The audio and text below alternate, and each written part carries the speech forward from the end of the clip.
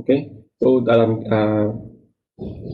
free air gas diffusion flux is described by Fick's law of diffusion. All right, so you have this flux equals to minus diffusivity term. Okay, so this one is called a binary gas diffusion coefficient in free air, and then you have a spatial derivative of gas concentration. Okay, so it depends on the chemical diffusing in the air, the temperature, and the air pressure. So means this diffusion coefficient or the diffusion coefficient, they are depending on temperature and depending on air pressure. All right.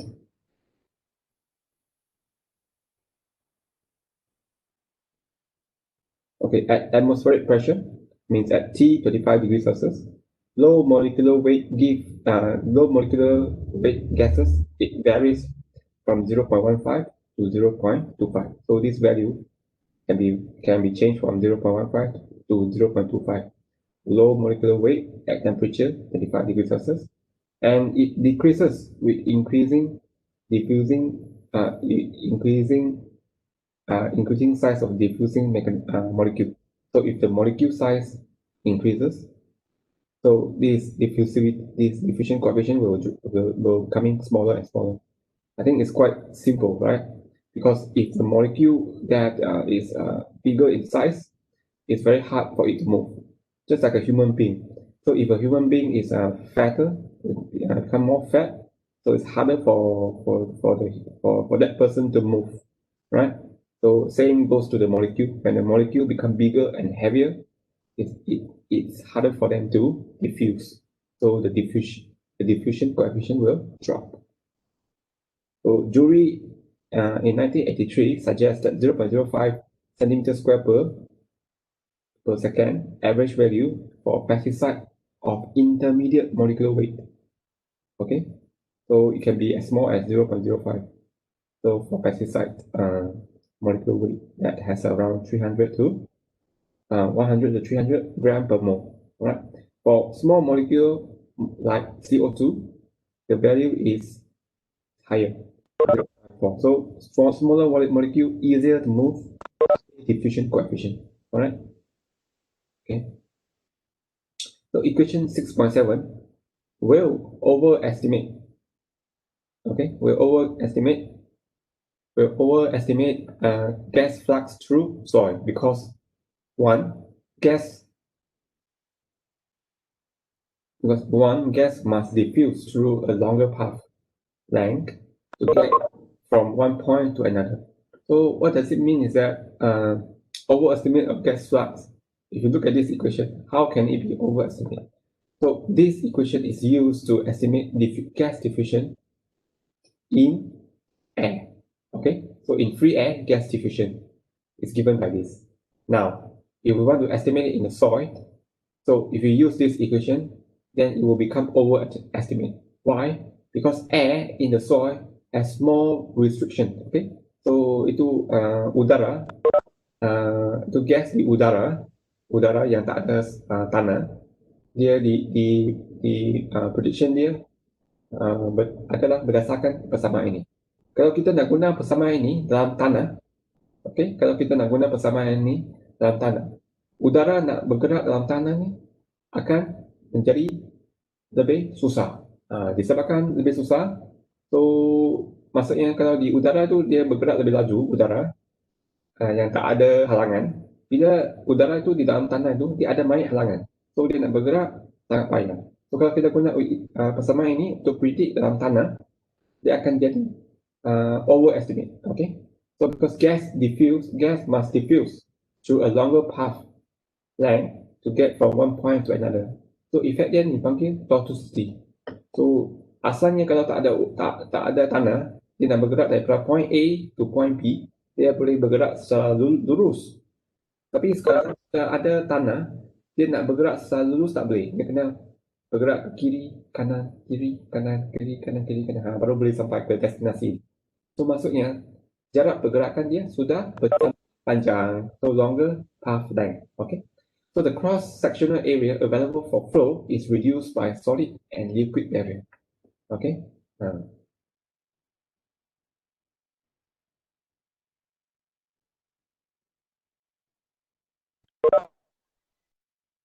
Okay. Equation 6.7 modify to include gas toxicity. Okay. So pergerakan gas sudah jarak pergerakan gas sudah bertambah panjang. So gas toxicity factor less than 1, producing a new flux equation. Okay. So tadi anda tengok sini hanya ada dg. Sekarang kita sudah ada dg dengan satu pembelah baru yang ada ke depan, toxicity factor. Okay. So toxicity factor boleh gabung sekali. Yang ini A adalah air, so dia boleh gabung sekali jadi S soy. Okay. So ds, this diffusion coefficient for soy equals to toxicity multiplied with diffusion coefficient in the air. Okay. So this ds is the soy gas diffusion coefficient. So Buckingham 1904 proposed toxicity factor equals to satu lagi pemada di depan volumetric air content. Okay, volumetric air content. Okay, so where this constant, this variable is a constant. Okay. So Penman 1940 AB suggests CO2 diffusion through packed soil core range 0.915 to 0.676 for volumetric air content. Okay, and recommended 0.66 as an average value for the variable. So Penman toxicity model equals to 0.66 multiplied with the volumetric air content. So you can use this to replace this value. Okay. All right. You can use 0.66 volumetric air content to replace the toxicity. All right. So Fleck 1953 studied soil aggregate between 0.35, 0.75 of volumetric air content and obtained 0.53 and 0.89. So this value they found out to be 0.53 to 0.89. All right. So still within this range is still correct for this value. All right. When level 1952 used soil volumetric air content as 0.355. Okay, and measure a value of 0.58 for this one. Okay. Marshall proposed a nonlinear relationship. Okay, for air soil, air dry soil. Modrop 2000 found give good agreement with observation in shift and repair media. Okay. Measurements of gas diffusion coefficient in soil. Okay, so kalau kita nak ukur gas diffusion coefficient, okay, kita mesti ada alat untuk membuat pengukuran. Okay, so dia panggil diffusion chamber. It's a standard method for measuring gas diffusion coefficient in the soil in the laboratory. A soil column without the gas of interest is open at one end. Okay, soil column without the gas of interest is open at one end and is suddenly brought into contact with a closed air chamber containing a concentration of gas of interest.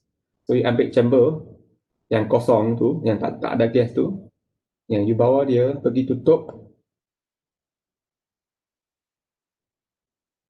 Okay, pergi ambil satu soil column yang asalnya tak ada gas, yang pergi contact dengan satu chamber yang ada gas yang kamu nak ukur diffusion coefficient. Itu maksudnya. Okay, so if the chamber concentration is monitored over time, diffusion coefficient can be calculated from the theory describing the migration from the chamber into the soil. So kita ambil tu soil column, tanah yang berada dalam satu soil column, kita bawa dia pergi contact dengan satu chamber yang ada gas yang kita nak ukur diffusion coefficient, dan bila kita monitor pengurangan gas dalam air chamber itu, pengurangan dari segi concentration dia itu, dan kita boleh kira diffusion coefficient. Okay, so ini ada alat-alat dia. So anda tengok sini, bawah sini ada satu chamber, air air chamber ni you boleh letak gas CO2 ke, oksigen ke, anda letak ke bawah. Dan bawah ni ada sensor, okay? Ada sensor, okay?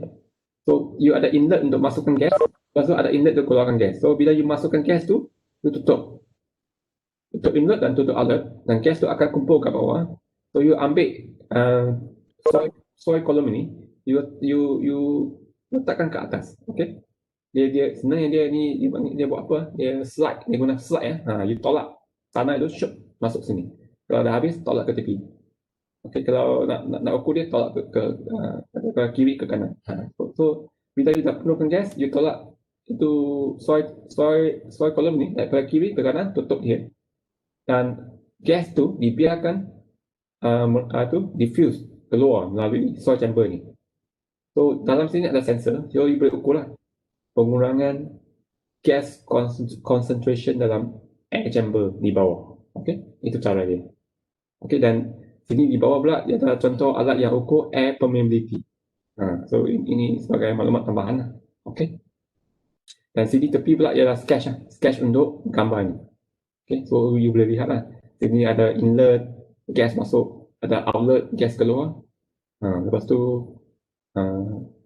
ini ada sensor dekat dalam, sensor yang buat pengukuran concentration gas yang ada di dalam. Dan atas juga ada tanah yang keluar. Okay.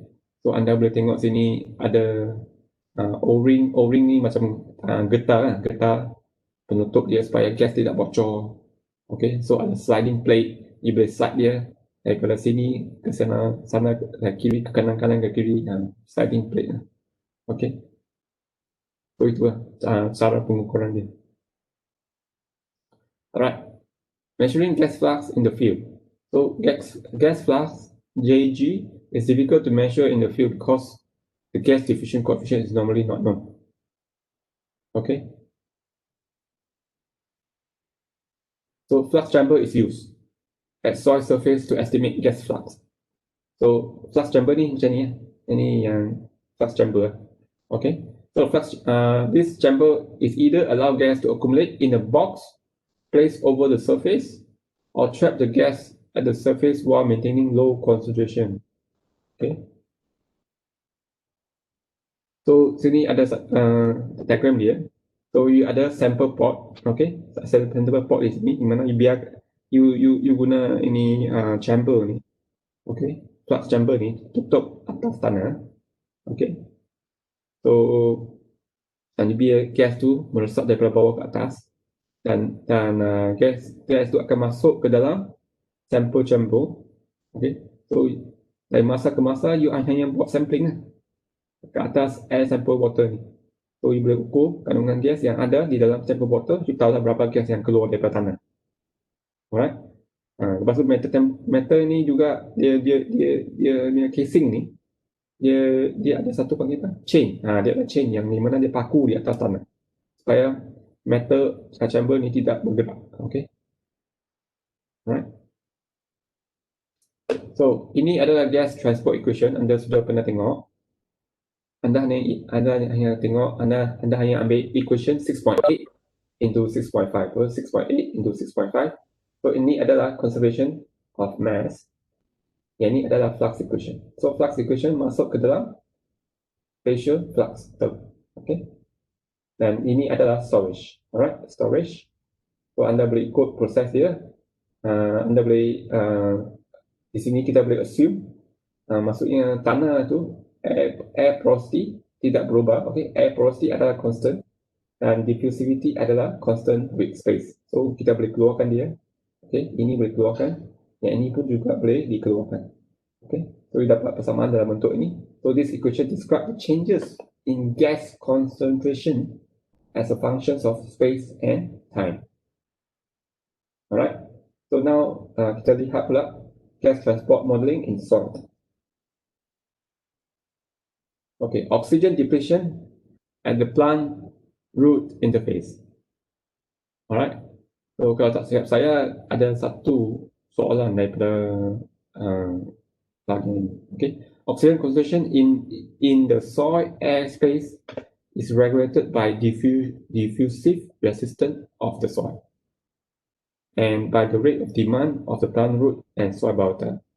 So oxygen concentration, so kandungan oksigen dalam tanah ini dia dikawal oleh diffusion resistant in the soil.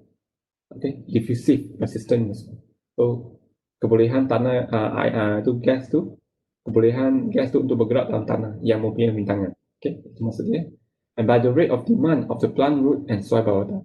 So keperluan penggunaan oksigen oleh akar pokok dan juga makhluk yang hidup dalam tanah. Okay.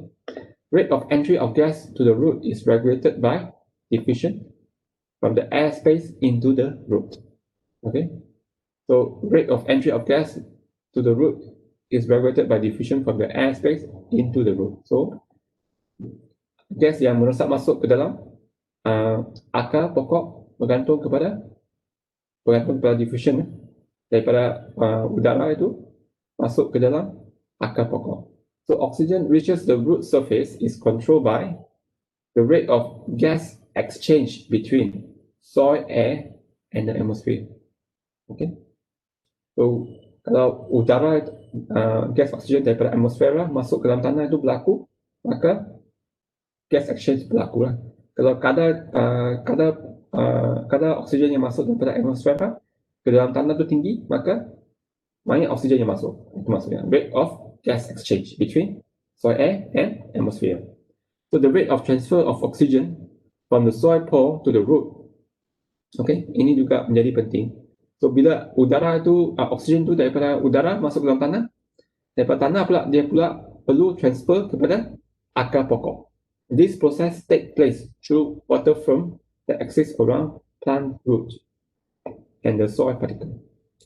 Okay, so untuk oksigen itu dalam tanah itu meresap masuk ke dalam akar pokok, dia perlu mengatasi rintangan lapisan air dalam tanah. So lapisan air itu dia mungkin salut kepada akar pokok. So menyebabkan oksigen itu perlu larut di dalam air dahulu. Perlu larut di dalam lapisan air yang meliputi akar pokok dahulu sebelum oksigen itu boleh sampai kepada akar pokok. Itu maksudnya.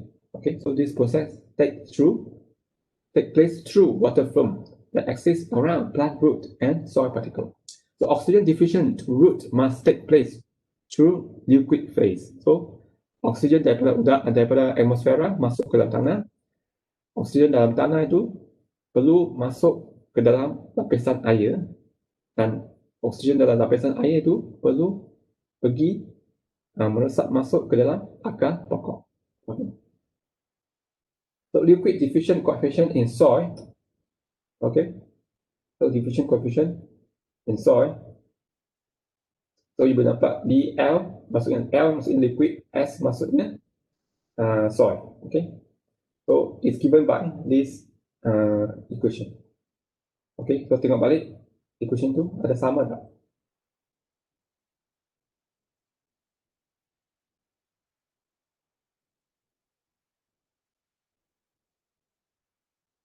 Okay, so ini untuk gas. Alright. Sekarang untuk liquid lah. Okay, yang ini khas untuk liquid. Alright. So where diffusion, okay, diffusion of water, diffusion of water liquid in liquid form is diffusion coefficient of oxygen in pure water. Okay, so ini untuk pure water. So maksudnya oxygen diffusion dalam pure water. So yang ini permala ini is a liquid diffusion toxicity factor. So ini adalah toxicity factor. Okay, water from around the root represent enormous barrier to diffusion. So lapisan air yang meliputi akar pokok itu adalah satu rintangan besar kepada proses diffusion. The ratio of diffusion coefficient of oxygen in pure water to diffusion coefficient of oxygen in gas phase is approximately 0.0001. So apa maksud dia? Okay, apa maksudnya kalau kita ambil liquid diffusion dalam liquid bagi dengan diffusion dalam gas untuk oksigen ni dia dapat 0.0001 for gas that also dissolve. So apa maksud dia? Maksudnya di dalam liquid ini diffusion dia sangat lambat. Diffusion dalam gas ni lebih laju. Berbanding sini 10,000 lebih laju. Okey, 10,000 lebih laju. Okey, 10,000 kali lebih laju di dalam gas daripada di dalam air. This means that ini bermaksud 1 mm water film offers same diffusion flow resistance as 10 meter of air. Okay, with the same concentration difference across them. So maksudnya 1 mm lapisan air tu yang tebal dia ialah 1 mm. Mempunyai rintangan seakan 10 meter udara. So rintangan air tu agak besar. So maksudnya untuk oksigen, walaupun oksigen itu tinggi di dalam tanah, tapi untuk oksigen itu untuk sampai kepada akar pokok ni, dia perlu merentasi, perlu mengatasi rintangan lapisan air. Dan 1 mm je bersamaan dengan 10 meter lapisan ketebalan udara. Itu maksudnya. So sangat tinggi rintangan itu. So hence, high oxygen in soil air may not be enough. Okay, high oxygen in the soil may not be enough to prevent aeration problem in plant root surrounding by thick water flow. Okay, so walaupun oksigen tu dalam tanah tu tinggi, tidak semestinya akar pokok tu boleh mendapat oksigen disebabkan oleh thick water flow. Okay, the flow of water vapor through soil. Okay, water vapor flux equation, Fick's law of diffusion in soil, describe well the transport of gas of low solubility in soil. So researchers assume water vapor movement is similar with other gas. Thus, the vapor flux is equals to toxicity multiplied with the diffusion of water vapor multiplied with the this is the density of water vapor. So this is a spatial derivative of water vapor density. All right. So you can use the toxicity as 0.66 multiplied with the porosity of the soil. Okay. So apa yang kita lihat di sini ialah wap air. Tadi kita cakap tentang oksigen. Sekarang kita cakap tentang wap air, pergerakan wap air. So ini adalah flux untuk wap air. So mereka menggunakan persamaan yang lebih kurang sama kan. Tengok toxicity masih lagi sama, tapi diffusion akan berubah. Dan concentration oksigen tu sekarang dah tukar kepada density of vapor. Okay. Excluding the solute potential of soil water or negligible. So means non-saline soil. So kita exclude, kita tak nak mengambil kira yang air dalam tanah yang ada saline. Okay. Saline maksudnya tanah ni kadang-kadang ada garam. Okay. Natural mineral dalam tanah itu ada garam. So kalau kita ambil air dalam tanah itu kita minum, kita akan rasa sedikit masin. Itu maksudnya dia ada sedikit solute dalam air bawah tanah, air dalam tanah ni. Okay. So untuk persamaan ini kita abaikan kesan itu kesan pelarut yang ada dalam air tanah. Okay. The water vapor density and concentration density of water vapor can be expressed in terms of temperature and metric potential. Tadi kita ada cakap kan, diffusion coefficient ni dia bersandarkan, dia akan berubah jika tekanan dan juga suhu berubah. Masih ingat tak? Tadi itu kita ada cakap.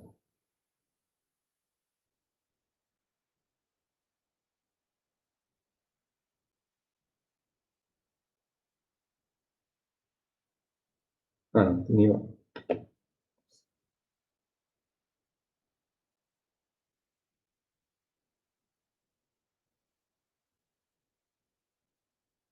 Okay, jadi kita cakap gas diffusion coefficient ni dia bergantung pada suhu dan juga tekanan.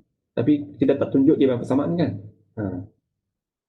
Sebab kita tak spesifik lagi apa jenis gas yang kita nak tengok kan. Kalau untuk water vapor,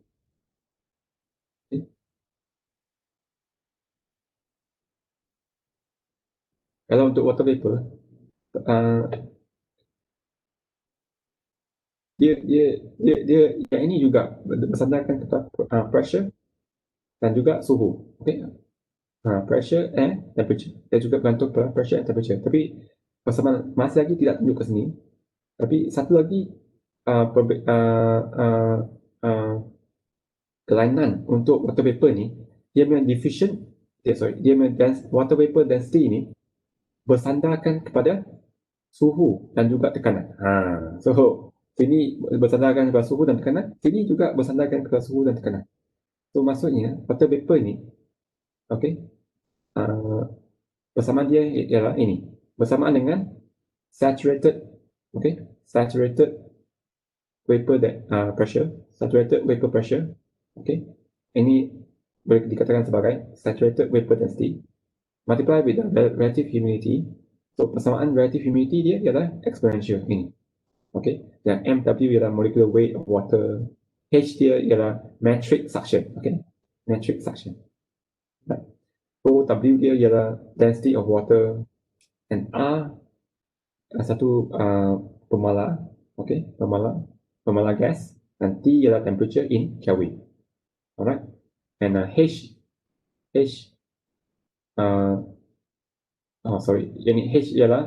ini ialah pressure which is given by rho G HW. So HW ialah metric suction. Alright, so ini adalah H dalam unit Pascal, yang ini dalam unit meter. Okay, tapi dalam unit meter ni negative meter. Alright, so for saline soil, H term must be replaced by the sum of metric potential and solute potential. Okay.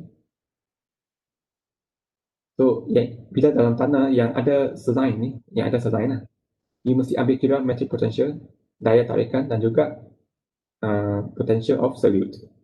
So untuk kita ni, kita memang selalu abaikan ini. Sebab mengambil kira solute potential ni sangat besar, sangat susah pengiraan dia. Okay, so kita abaikan. Okay, so biasanya kita anggap H term ni hanya untuk metric potential. Masuk ini ya, HW ni. Alright. Unless the soil is saline and very dry, metric potential is less than 20,000 cm. So saline ni, you perasan tak? Kalau tanah ni, kalau dia sand, dia tak begitu menyerap air. Kalau dia clay, dia sangat menyerap air. Kalau tanah itu ditambah garam ke dalam, dia lagi menyerap air. So garam ini menyebabkan metric suction itu sangat-sangat tinggi. So kalau soil is saline, dia metric suction itu sangat-sangat, okay, sangat-sangat negatif. Okay, so the vapor density may be approximated by its saturated value. So in this case, kita abaikan saline. So kita anggap vapor density ini boleh dipredict berdasarkan saturated value. So maksudnya keseluruhan persamaan ini kita tak payah pakai lah. Kita hanya pakai rho V star. So maksudnya saturated vapor density. Dengan itu, tapi persamaan ini is a function of temperature. So dengan itu kita boleh tukar persamaan ini ke dalam bentuk ini. Alright, so semua sama. Cuma kita ambil spatial derivative on vapor density ini. Kita tukar bentuk dia, kita tambah delta T di bawah dan satu lagi delta T di atas spatial derivative. Bentuk persamaan dia lebih panjang. Method yang kita pakai sini ialah pakai chain rule. Okay, chain rule. Okay.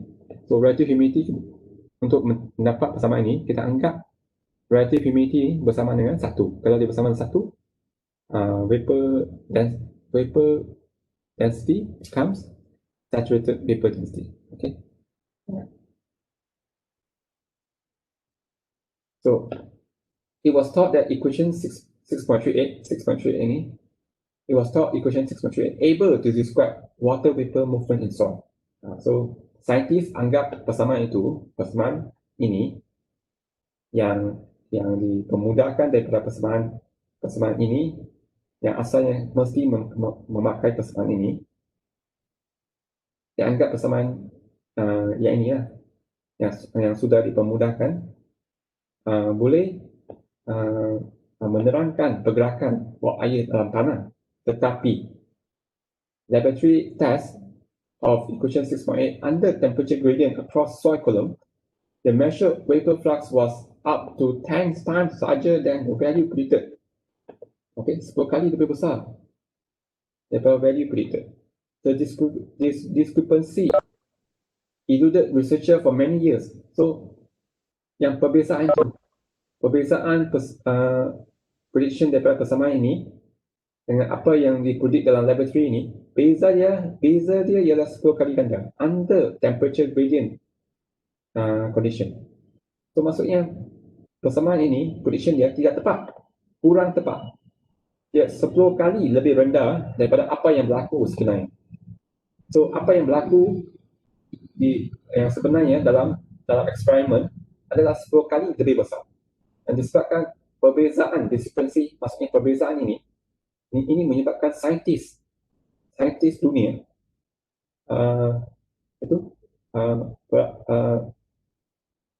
lost. Mereka tak tahu apa yang berlaku sebenarnya. So discrepancy eluded researcher for many years, okay, until resolved satisfactorily in theoretical paper written by Philip and Devers, 1957, with two theoretical assumptions causing it to differ from simple theory described in equation 6.8. Okay, 6.38. So Philip Devers ni dia cuba menyelesaikan masalah ini. Dia propose dua mekanisme. Mekanisme pertama dia propose ialah water vapor condense on one side of liquid barrier and evaporate across the other side, thereby short-circuiting part of liquid filled pore space. So apa yang berlaku ialah dia kata dalam tanah ni ada banyak partikel. So bila wap air ni dia bergerak, ada sebahagian kecil dalam tanah itu yang ada air. Okay, so wap air ni dia akan condense. Okay, dia akan bentuk air pada satu belah yang side A, dipanggil side A. Dia akan, vapor itu akan condense kat side A. Lepas tu air kat side B ni dia boleh evaporate. Okay, kat side B ni boleh evaporate. So apa yang berlaku? Vapor condense here and vapor evaporate on the other side, and this liquid can move. So because of this condensation and evaporation, ini menyebabkan vapor ni seakan bergerak laju. So katakan tube liquid ni panjang, sangat panjang. So dia condense kat satu tempat dan dia evaporate kat satu tempat. So menyebabkan seakan vapor ni bergerak dengan laju. Itu cerita dia. Okay. So ini adalah mekanisme pertama. Vapor condense on one side of liquid barrier and evaporate across the other side, thereby short-circuiting part. So maksudnya memendekkan jarak pergerakan. Okay, short-circuiting parts of the liquid filled pore space. Until the porous media is very wet, liquid filled pore space is continuous. The available pore space for diffusion to be used in the toxicity factor in equation 6.38 is not air content, but air content plus volumetric water content. Okay, volumetric water content. So saya kata sehingga tanah itu penuh dengan air, di mana vapor tak boleh bergerak lagi lah. Tanah itu yang air space tu sekali dengan liquid space tu menjadi medium untuk vapor bergerak, dia kata.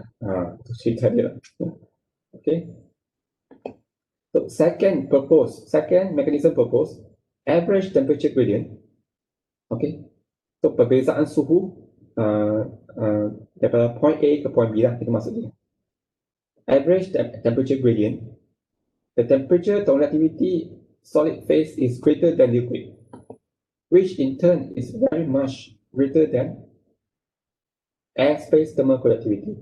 Since vapor move in air phase, the mean temperature gradient measured by sensor, the average overall all three phases is much smaller than the temperature gradient across the vapor field space. So kita letak sensor suhu tu ke dalam tanah, kita ukur perbezaan suhu daripada point A ke point B, so kita dapat temperature gradient lah. Tapi sensor suhu itu bersentuhan dengan tanah. Tapi sekarang ini kita nak predict vapor. Vapor ni bergerak dalam udara. So sensor ukur suhu tanah. Dia bukan ukur suhu udara. Bila kita buat pengiraan untuk persamaan ini, kita guna suhu yang diukur adalah suhu tanah. Tetapi sebenarnya suhu yang patut kita guna ialah suhu udara. Tapi sensor tu hanya boleh ukur suhu tanah sebab sensor sentuh tanah, bukan sentuh udara. Okay. So itu cadangan dia, itu cerita dia lah.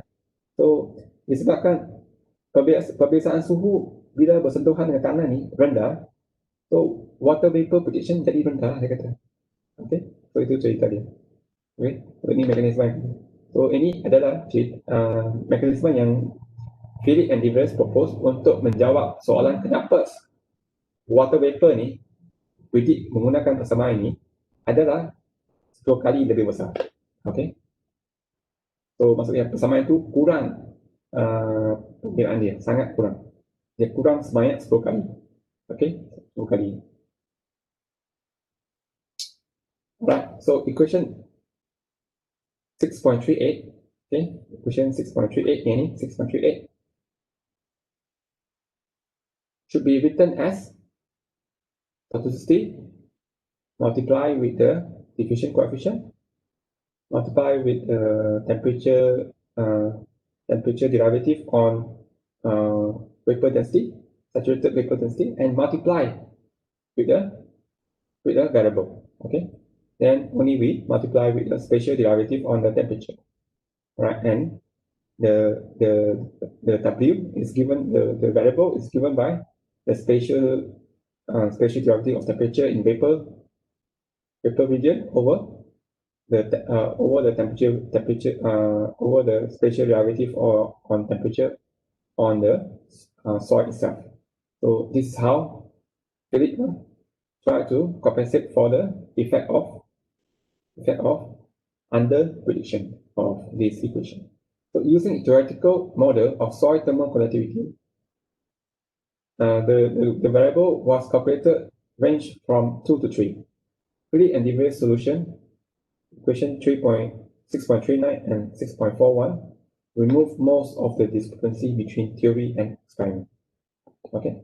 So Cass in 1984 reports enhancement factor value for several soil with proposed empirical model that has enhancement factor increasing as a function of water content, which depends on soil structure.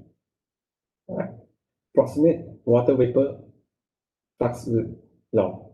A very simple approximate flux law may be used to describe water vapor movement in soil that is given by Philip de Vries 1957. This flux law is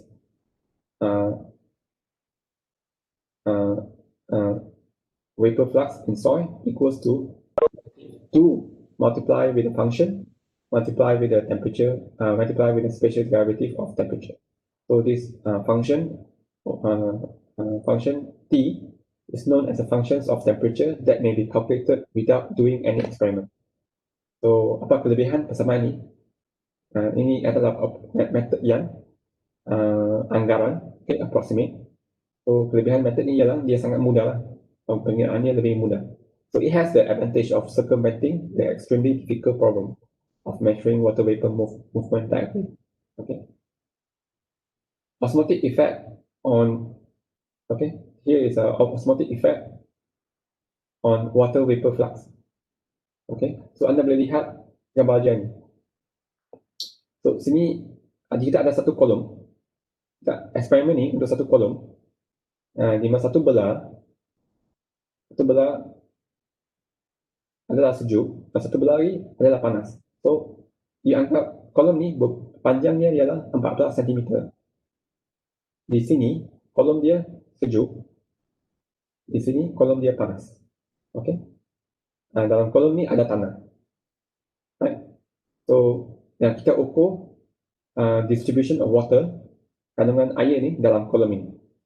Okay, so setiap lebih kurang 1 cm kita ukur dia punya volumetric water content. Okay, dalam tanah. So kita start dengan tanah yang tak ada garam. Kita ukur.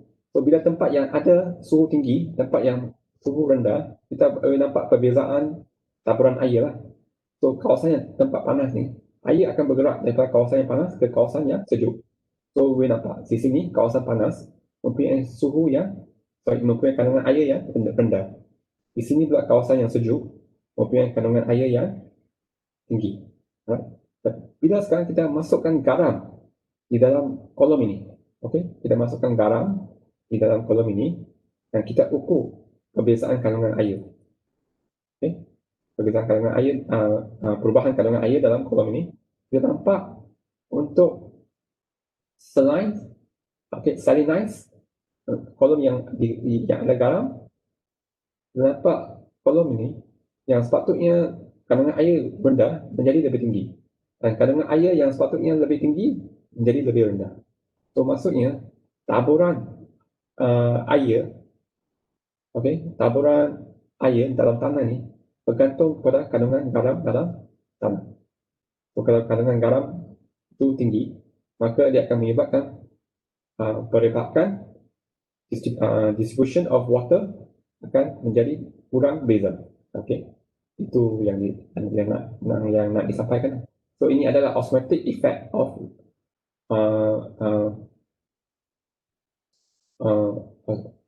osmotic effect. Sekarang kita nak tengok osmotic effect on water vapor. So as a solute or osmotic potential decreases, adding salt into pure water, the associated water vapor pressure in the soil atmosphere also decreases. So tadi kita cakap tentang kesan garam ke atas distribution of water in the soil. Garam juga mempunyai kesan ke atas wap air dalam tanah. So kalau garam, kita bagi banyak garam tu ke dalam tanah yang ada air, okay, asalnya wap air tu tinggi kalau tanah tu tak ada garam. Bila garam tu menjadi tinggi, wap air tu akan berkurang. So the associated vapor pressure in the soil atmosphere also decreases, disebabkan oleh kandungan garam yang wujud. So ini adalah effect of osmotic, okay, atau solute. Okay.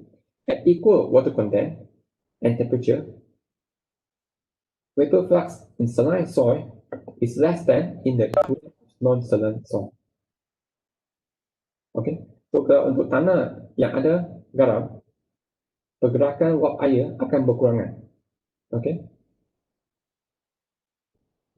So ini shows two columns with same initial water content.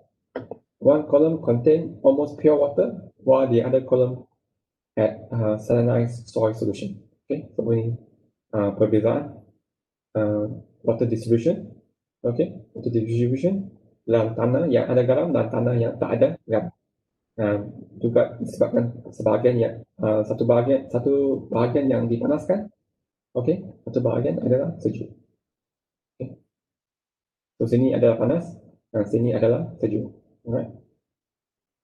Not salinized soil column has greater water distribution. Okay.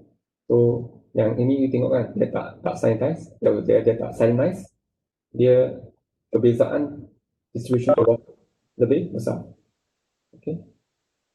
The NASA and Houghton 1999 reported evaporation from salinized soil range from 78 to 95% of evaporation from non-salinized soil.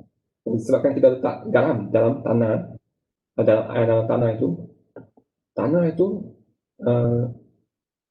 penguapan air itu berkurangan. So air kurang meluap. Okay, kurang meluap disebabkan oleh kandungan air yang ada dalam kandungan garam yang ada dalam tanah. So dia kurang daripada sepatutnya 100%, dia kurang sebanyak 5%, ataupun dia kurang sebanyak 82%.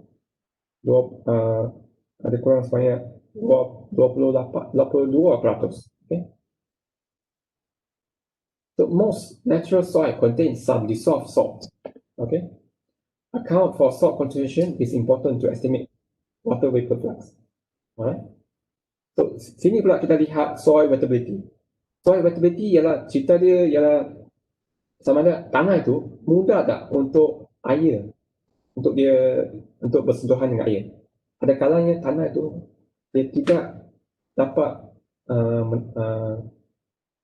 tidak meresap air. Dan ada tanah yang sangat meresap air. Bukan sekadar perbezaan dia dari segi soil structure seperti perbezaan di antara sand dengan clay. Maksudnya sekarang kita nak bandingkan clay dengan clay. Ada pula clay yang boleh meresap air, ada pula clay yang tidak boleh meresap air. Itu maksud dia. So itu masuk soil wettability. Okay, soil wettability effects on water vapor flux. Okay, Bushman in 2002 measure isothermal and non-isothermal. Isothermal maksudnya suhu kekal, suhu malam, suhu tidak berubah. Non-isothermal maksudnya suhu berubah. Okay, maksudnya heated from below. Okay, contohnya yang dipanaskan di bawah. So evaporation from column containing wettable hydrophilic soil. So wettable ni maksudnya hydrophilic ya. Tanah yang suka pada air. Dan column containing hydrophobic soil. Tanah yang tidak suka kepada air. Hydrophobic kan, hydrophobia. Phobia kan, benda yang takut-takut kan. So tanah yang takut kepada air, tanah yang tidak boleh dibasahi dengan air. Evaporation from hydrophobic soil was about 70 to 50%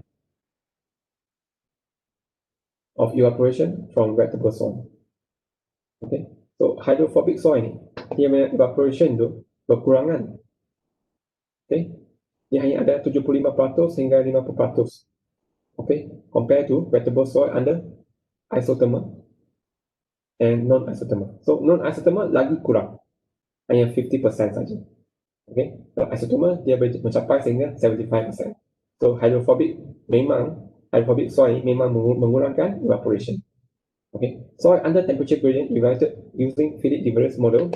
Wettable soil has an enhancement factor of 3. So hydrophilic soil enhancement factor dia untuk water vapor dia adalah 3. Okay. Water vapor enhancement factor maksudnya ini ya, yang FT ni. Sorry. Ini yang W. Nilai dia adalah 3. Okay. Enhancement factor dia adalah 3. Why hydrophobia soil, soil yang tak suka air, has only 0.3. So sangat susah untuk bergerak dalam tanah yang dalam keadaan. Okay. So hence hydrophobic soil reduces water vapor transfer. Okay, hydrophobic soil reduces water vapor transfer. Okay, the reason is that liquid water film normally cover wettable soil particles, but not the hydrophobic soil particle. So water film ni tak ada, maksudnya vapor ni tak ada untuk evaporate lah. Itu maksud dia. Sebab dia hydrophobia. Hydrophobia dia tak suka air. So, maksudnya kawasan itu kurang evaporation. Alright. So kita sudah habis lecture kita. So ada apa-apa pertanyaan?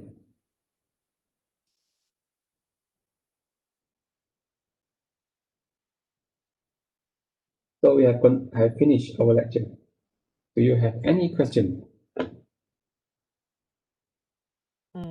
Tak ada.